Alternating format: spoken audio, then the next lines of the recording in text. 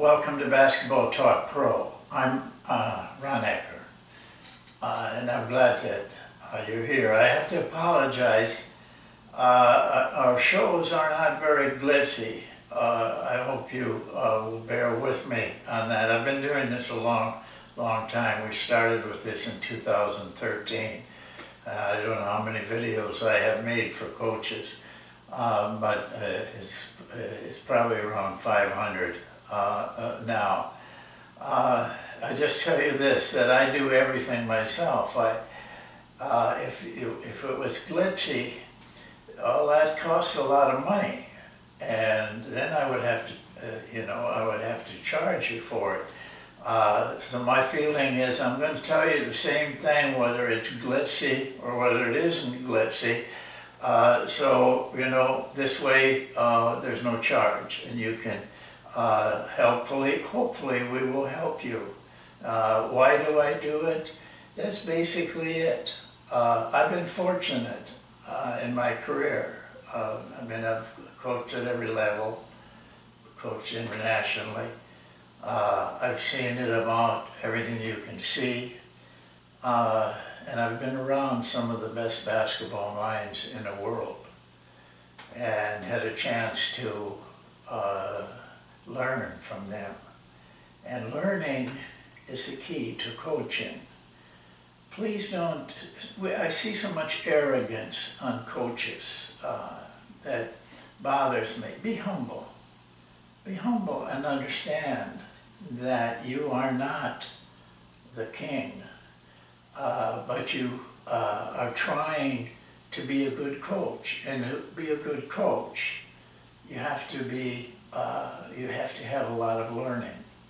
A lot of that learning is done by yourself. I've been, as I said, I've been around all kinds of the top people, been with them, worked with them, but mostly I learned by myself. I'll give you all a little hint. Watch films, but don't just watch them, study them. Write down things, keep track of things. And that brings me to the title of this video. Why measurement? Why do we measure? Measurement, by the way, I prefer that term because that's what it is. We're keeping track of things so that we know which things are doing well, which things we need to work on, what things that we need to expand in our coaching and our relationship and being able to build a really good team. And that's what measurement is.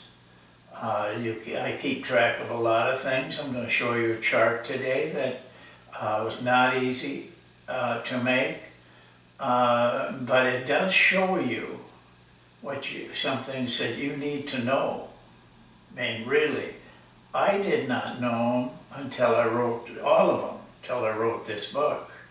And in doing this study for that, I found out some things that I did not know, but luckily for me, we were still doing it, the right things. So I just didn't know what was happening. I'm going to tell you what was happening today in a very short time. Drucker has a great saying. Drucker was a great management person, theorist, philosopher kind of guy. And he says, you cannot manage what you can't measure.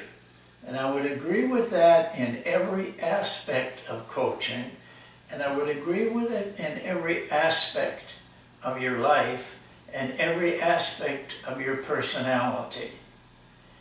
You do not know if you're growing unless you measure your performance. And it's a valuable tool. It doesn't cost much hard work. But what's hard work? Don't we do this to do the hard work? I mean, if it wasn't hard, anybody could do it. You'd be out of a job. Everybody can float in here. Coaching is very open-minded because you have to perform, and so you know there's no favoritisms. You just have to perform as a coach, and your players want you to perform for them. So I leave it with this statement, and then I'll tell you what we're going into, because I want to warn you of some things. Perception is a mirror, not fact. What you see is what you want to see. I referred to it in one of our meetings. You want to see the makes, so you only remember the makes and you don't notice the misses. On the other hand, if you don't like what's the person or the team or whatever, you see the misses because that's what you want to see. That's the danger that you can overcome with measurement. Just putting things down on paper and saying, oh, we're not doing very well on this. This play is not working. This thing is not doing what I have not had a good practice. I can tell you from experience, a lot of games and a lot of practices. Every practice I had through those years, when we had bad practices, I walked off the floor. I know whose fault it was. It was my fault. I didn't prepare quite right, and I didn't prepare enough. I took it for granted. Learn from that. I do have one more thing I'd like to add to you about this, and that is my personal take on statistics and facts and things is this. Facts keeps you somewhat knowledgeable about what you're doing. Feeling is more important. How you feel about things. It's a kind of a balance there that you've got to work out. I do make a lot of decisions based on how I feel. And I don't question that. And there are times when the facts tell me you're wrong, but I feel I'm right. And when I have a strong enough feeling, I forget the facts. I go with the feeling. Give yourself some time on that one, though. Experience helps you to know what you're feeling is right. The rest of this thing is very short. I put together a chart I want you to see. And it's a chart where I took, I work with taking stuff off of games constantly, every day. So, but what I did is I chose 3 teams. One in the East, the best team in the East in the NBA, and Utah at most of the season in the West. And the third one is in the middle. Philadelphia is in the East, Utah's in the West, and Toronto I chose for the middle team. You'll see the chart. I'm going to show you some things I don't want you to take lightly, because it means a lot to you. And maybe today, and maybe tomorrow, or maybe this year, it doesn't fit, it doesn't feel right to you, or you're just lazy. But 10 years down the road, what I'm telling you today will all of a sudden pop into your head, and you remember it, and you use it, and then it happens to me a lot. It happens to a lot of coaches I know, that they heard it from their high school coach, or they heard it from someplace and never used it for 20 years, but then it came into their head. it'll come in from this too. So I'm going to switch over now to the chart because I have to use a different mechanism for working with the chart. It'll just end and you will just end. But I'm glad you're with us. I'm hopeful that we can help you every day. Make a few shortcuts that, it took me a little longer to learn. Be humble. Thank you. Well, this is the chart that I wanted you to see. As you can see, these are the teams: Philadelphia, Toronto, and Utah. We picked games that they won and then used those numbers. Then we picked a game that they lost and we used those numbers. First, though, I want to go across the top. This, of course, indicates whether they won or lost. Actually, the one on top always is the winner. Field goal percentage is a composite of threes and twos, just like on a score sheet. Misses is simply taking the makes and subtracting from the attempts, and that is the number of misses in the game. In this particular instance, it was 39 misses. It's because they had a high field goal percentage. They didn't miss as much, and so theirs was fairly low, 39. This is taken off of the opponent's score sheet for the same game, and we found that they had 27 defensive rebounds in that game. That came from those 39 misses. 69% of those misses was 27 defensive rebounds. Defensive rebounds are the most productive of all of possessions. But this is how we estimated this from the fact that we knew they had 27 defensive rebounds.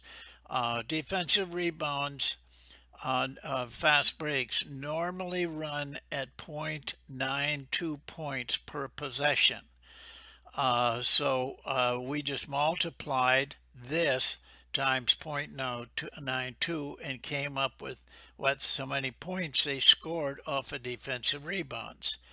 Their 2-point possession, we wanted you to see this. That was after the threes were taken out. In this game, they shot 60% in their twos. That brought this up, of course. Now let's look at the loss. The loss is 39% field goal percentage, misses 54. This is what I want you to understand. When your field goal percentage goes down, your misses go up. And when your misses go up, they get more defensive rebounds. And from those defensive rebounds, they score more points. Now, in this particular game, Philadelphia did not score well in their half court or their shooting on their twos. But can you see the difference here? 39 misses to 54. 27 defensive rebounds to 39. Points 25 to 36. Now, just common sense tells you that when you're creating a lot of misses, you're missing a lot, you're just handing them extra points. This is what they would have gotten when they shot a good field goal percentage, 25. Not bad. 11 more points were scored when they lost and shot 39%. This is a pretty substantial amount when you consider a season. This just takes right off the scoreboard what the twos did and the and yeah, the twos did in this particular setup. This was a one. This was a game they won. This was a game they lost. You can go down through all of this, and it comes out the same. Look at down here, Utah. Utah is a different team. They're pretty quick to get down the floor. They shoot a lot of threes, but they also are a very good half court team that can score twos. Look at 69% when in this particular game they won. That's why this is high, very high. But they were a good. I noticed that when I watched them play, that they depended more on getting the twos off of their half court. This is a chart you can make for yourself, and you should. Be aware of what field goal percentage does. It decreases your misses, decreases the defensive rebounds for the opponent, and decreases the points scored on defensive rebounds by the opponents. And it increases your 2-point percentage, or vice versa. The 2-point percentage increases this. This is valuable information. I hope you can catch on to it and apply it. All you have to do is this, is direct your team and your practices towards scoring baskets, not the type of basket. Who cares whether it's a 3 or a 2? Get the best percentage, and train your team to do that, and encourage them, show them how to be. They need to be more selective in their shots. They need to know their shot. And that's a shot they can make 50 to 55% of the time. They shouldn't be shooting otherwise. Get these points across to them. If you can have a good field goal percentage night after night, you're going to win a lot of games. I have witnessed it. I've had teams that done it, but other teams have done the same thing. Dean Smith at North Carolina always was in the top 2 or 3, top 3 of field goal percentage. When I was at West Texas State, we were too, and we were a very good team. Beat a lot of great teams. So it's important to you. I hope you will take this to your practices and your mental framework. That's it for the chart. Thank you.